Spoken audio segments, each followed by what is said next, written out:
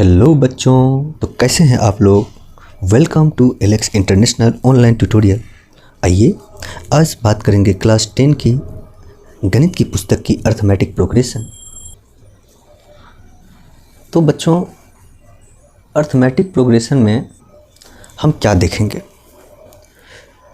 Arithmetic progression के questions को कैसे सॉल्व करेंगे और अर्थमेटिक प्रोग्रेशन में जो डिफरेंट टर्म्स हैं, टर्मिनोलॉजीज़ हैं, तो उसको कैसे देखेंगे, उसकी बात करेंगे। मतलब उसमें क्या होता है, कैसे होता है, इन सभी बातों पे आज चर्चा करेंगे। जैसे सपोज़ कीजिए अर्थमेटिक प्रोग्रेशन में कुछ नंबर्स के लिस्ट होते हैं। जैसे हम बात करते हैं 1, 2, 3 एंड सो ऑन। और इसी लिस्ट में जो एक नंबर होता है ना बच्चे, जैसे ये नंबर है, और जो एक टर्म होता है, इसमें जो एक नंबर होता है लिस्ट में, जैसे सपोज कीजिए कि हम बात कर रहे हैं कि 1 क्या है कि इस लिस्ट का एक नंबर है, 2 क्या है इस लिस्ट का एक नंबर है, 3 क्या है इस लिस्ट का एक नंबर है, 4 क्या होगा इस लिस्ट का एक नंबर होगा, 10 क्या होगा इस लिस्ट का एक नंबर होगा, भैया मेरे 12 क्या होगा इस लिस्ट का एक नंबर होगा। भैया ये सब क्यों होगा? क्योंकि ये क्रम जो है ना वो बढ़ती चली जा रही है, कहाँ तक? तो भैया इनफाइनाइट तक चली जा रही है। तो ये अर्थमेटिक प्रोग्रेशन है, प्रोग्रेस हो रहा है, इसमें टर्म बढ़े जा रहे हैं। हम कुछ भी एग्जांपल ले सकते हैं ना। चलिए कोई और एग्जांपल ले लेते हैं, एक दूसरा एग्जांपल से देखते हैं। जैसे सपोज कीजिए एक नंबर ले लिए 1 का square, 2 square, 3 square and so on. इसका मतलब क्या हो गया? 9 एंड सो ऑन। तो इस तरह की कुछ बात समझ में आ रही है। तो अब देखिए, अब हमको ये जानना ज़रूरी है, क्योंकि हम लोग अर्थमेटिक प्रोग्रेशन की बात कर रहे हैं, तो सबसे पहले ये जानना ज़रूरी है कि अर्थमेटिक प्रोग्रेशन कहते किसको है। अर्थमेटिक प्रोग्रेशन से आप क्या समझते हैं? अर्थमेटिक प्रोग्रेशन होता क्या है एक्चुअली में, जिसको आप अर्थमेटिक प्रोग्रेशन समझते हैं वो है क्या?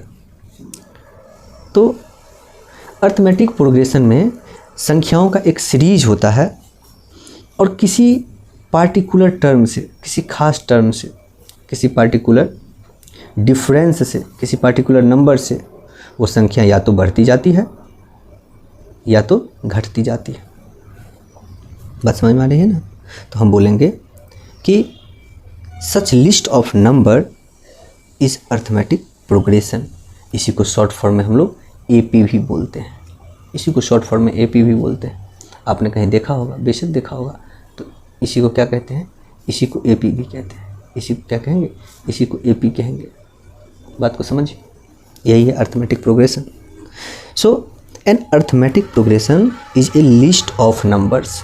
ध्यान से समझना है कि अर्थमेटिक प्रोग्रेशन क्या है भैया। तो भैया लिस्ट ऑफ नंबर है। हाँ, क्या है? लिस्ट ऑफ नंबर है कि नहीं? लिस्ट ऑफ क्या है? तो नंबर है।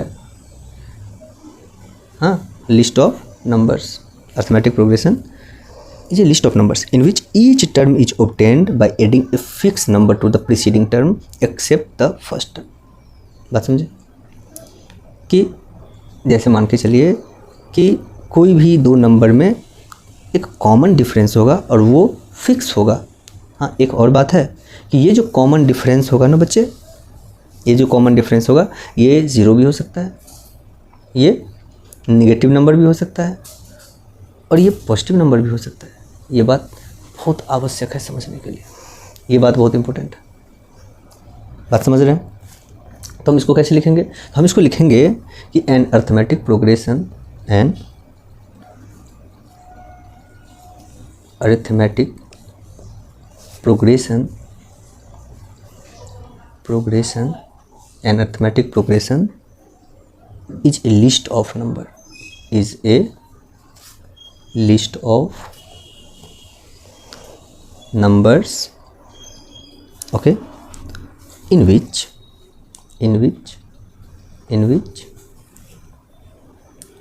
each term is obtained by adding a fixed number to the preceding term except the first term, except the first term. Got it? तो ये बात है भाई, ये बात है कि हम किसे अर्थमेटिक प्रोग्रेशन कहेंगे। ये हो गया आपके अर्थमेटिक प्रोग्रेशन का एक डिफिनीशन, एक सुंदर सा डिफिनीशन है ना। और ये जो फिक्स्ड नंबर है, ये फिक्स्ड नंबर क्या हो सकता है? तो ये फिक्स्ड नंबर हो सकता है, कुछ भी हो सकता है ये फिक्स्ड नंबर। बात समझ में आ रही है ना? बात समझ में आ रही है? An arithmetic progression is a list of number in which each term, ये जो समझ देख रहे हैं, ये ईच टर्म जो है, जैसे ये जो टर्म है, ये जो टर्म है is obtained by adding a fixed number. इसमें अगर हम बात करें तो इसमें कितना ऐड करें? +1 ऐड होते जा रहा है। आप इसको देखिए, इसमें क्या ऐड करें? +1 ऐड करे जा रहे हैं। तो ये बात है, बात समझ में आ रही? चलिए अब आगे बढ़ते हैं। तो भैया ये जो फिक्स्ड टर्म है, इस टर्म को किससे डिनोट करते हैं?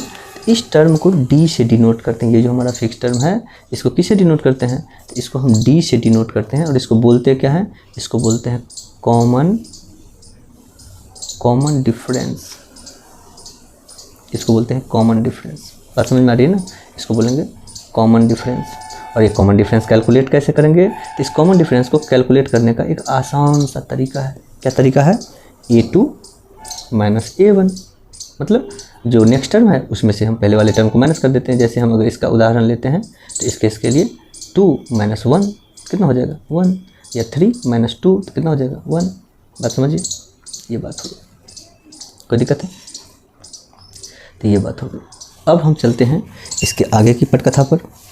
तो हम क्या देखते हैं? हम देखते हैं कि हम AP का एक जनरल फार्मूला बना सकते हैं। क्या बना सकते हैं भाई?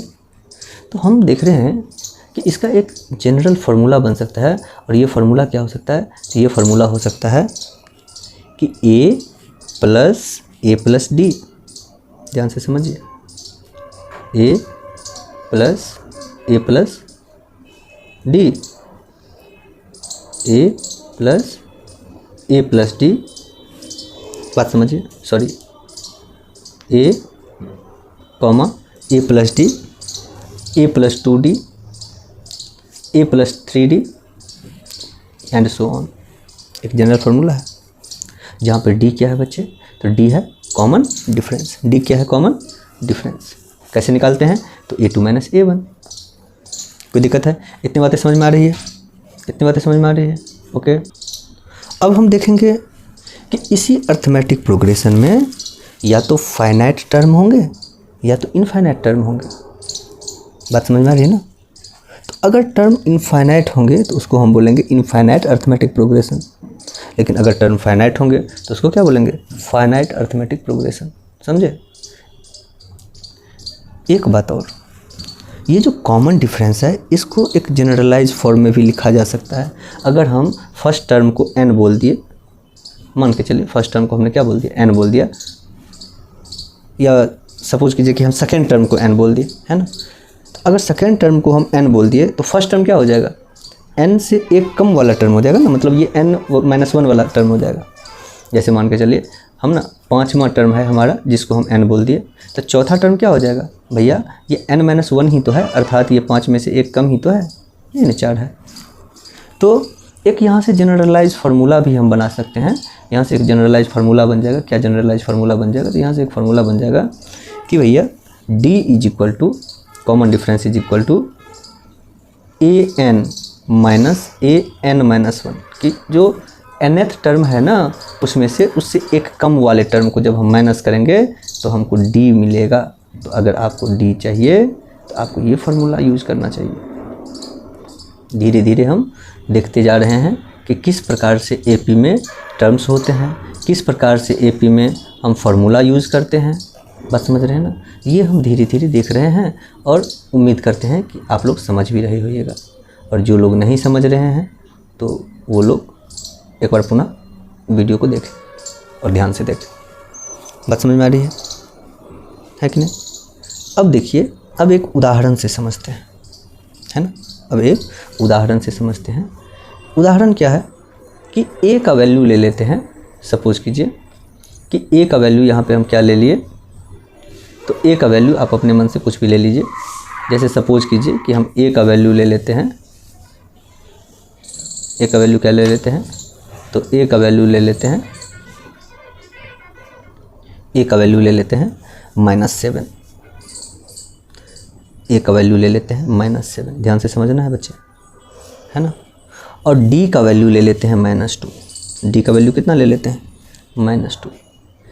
तो बच्चों अगर ए का वैल्यू -7 ले लिए, ए का वैल्यू कितना ले लिए -7, और डी का वैल्यू अगर -2 ले लिए, तो इसका क्या अर्थ हो गया, तो इसका अर्थ हुआ कि हमारा पहला टर्म क्या होगा भैया, हमारा पहला टर्म तो ए ही होता है ना, दूसरा टर्म क्या होगा a + d, ध्यान से समझना है। तीसरा टर्म क्या होगा a + 2d, मैंने बताया आपको। चौथा टर्म क्या होगा a + 3d, a + 3d, हैं। पाँचवा टर्म क्या हो जाएगा a + 4d, ध्यान से समझिए। तो ये जो टर्म है, ये टर्म, यही टर्म ना AP बनाया, कि AP कहीं से आया है, आसमान से गिरा है, यही तो AP है, यही तो, इसी की तो पढ़ाई करनी है, हैं। ये जो हम लोग पढ़ रहे हैं यही ना AP है, इसी के बारे में समझना है। तो बताइए कि कमेंट बॉक्स में मैसेज कीजिए कि आपका AP क्या तैयार होकर बना। तो आप उम्मीद करते हैं बना लिए होइएगा कि आपका AP बना। अभी मैं एक बार बना देता हूँ कि इसका AP क्या बनेगा। तो इसका AP बनेगा बच्चे, इसका AP बनेगा, क्या बनेगा, तो इसका AP बनेगा -7, फिर -7 और प्लस a + d ना, तो -2, ये आपका हो जाएगा कितना, तो -9। तो हमारा AP बनेगा -7, -9, फिर हमारा क्या हो जाएगा a मतलब -7 और +2 × -2 मतलब -7 और -4 हो जाएगा -11। बात को समझिए, -11 एंड सो ऑन। तो ये हमारा AP हो गया, ये हमारा क्या हो गया, AP हो गया।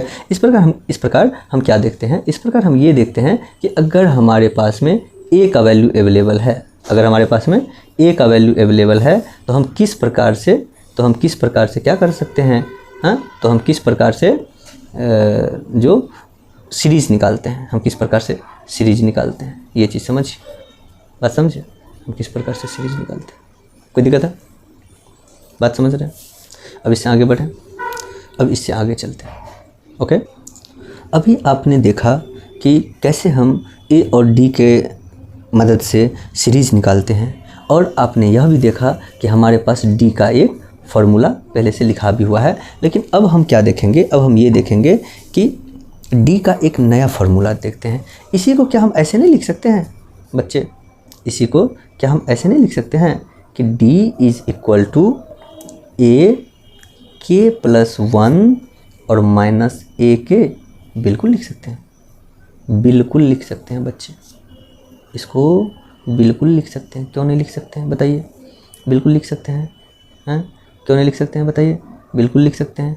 क्योंकि ये वही बात है जो आपने अभी पढ़ी है, जो आपने अभी पढ़ी है, बशर्ते इसमें क्या है, इसमें क्या बात हो गई,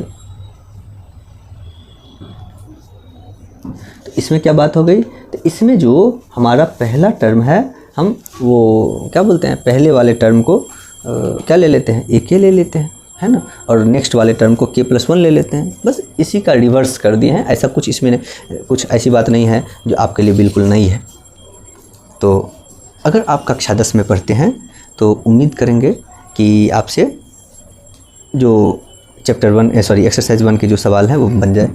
अब देखिए यहाँ से एक बात और है, इतना कुछ करने के बाद आप क्या कंक्लूड करते हैं, आप ये तो ज़रूर कंक्लूड कर सकते हैं कि भैया मेरे, कि जो आपका कोई भी AP है, कोई भी AP कैसा भी हो, लेकिन उसमें जो D का वैल्यू होगा, चाहे वो D1 आप निकालिए या D2 निकालिए या कुछ भी निकालिए, उस सब के सब क्या हो जाएगा, सेम हो जाएगा। मतलब D का वैल्यू हमेशा ही सेम होगा, D का वैल्यू हमेशा सेम होगा। इसमें आप अपने से कुछ कर नहीं सकते, इसमें आप कुछ कर नहीं सकते, D का वैल्यू हमेशा क्या हो जाएगा, सेम हो जाएगा, है कि नहीं।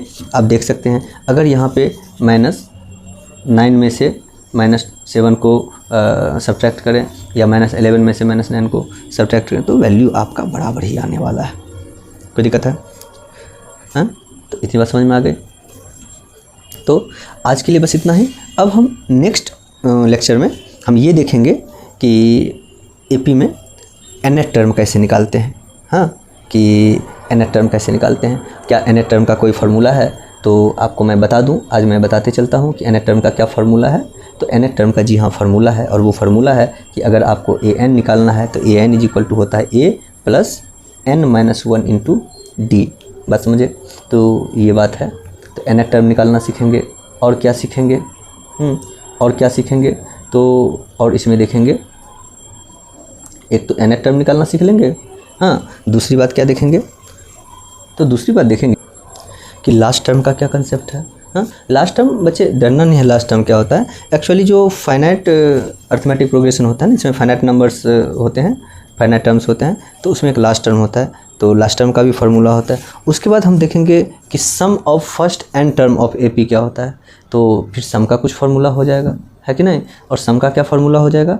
तो सम का फार्मूला हो जाएगा बच्चे कि अगर आपको एस एन निकालना है, सपोज कीजिए सम को हम लिख सकते हैं एस एन की तरह, तो एस एन निकालना है तो सम का दो फार्मूला है। एक हो जाता है n/2 और 2a plus n-1d plus n-1d, है ना?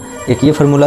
और एक फार्मूला क्या हो जाता है कि अगर आपके पास में लास्ट टर्म दिया हुआ है, अगर आपके पास में बच्चे लास्ट टर्म दिया हुआ है, तो फिर हो जाएगा हमारा n/2 है ना, n/2 into a plus l। अगर लास्ट टर्म दिया हुआ है तो हमारे पास में दो फार्मूला है। इन्हीं फार्मूला को अलग अलग तरीके से भी लिखा जाता है। इन्हीं फार्मूला को कुछ लोग अलग अलग तरीके से भी लिखते हैं। बात समझ रहे हैं, है कि नहीं? और इन फार्मूलाज पे काफ़ी सारे क्वेश्चन हम अटेम्प्ट कर सकते हैं। तो अब मैं इस विश्वास के साथ इस वीडियो को आज पॉज करता हूँ कि आप सबों ने बढ़िया से ये लेक्चर देखा होगा। अगर आपने लेक्चर देखा है, इससे थोड़ी सी भी आपको जानकारी मिली है, तो कमेंट बॉक्स में ज़रूर टाइप कीजिए। और वीडियो को अगर सब्सक्राइब नहीं किए हैं चैनल को, तो चैनल को सब्सक्राइब कीजिए, है ना? वीडियो अगर पसंद आई हो तो लाइक ज़रूर कीजिएगा। और जो नीडी पीपल हैं, जो नीडी स्टूडेंट्स हैं, बच्चों, नीडी की हेल्प ज़रूर कीजिए। Thank you so much. मिलते हैं नेक्स्ट लेक्चर में। Thank you.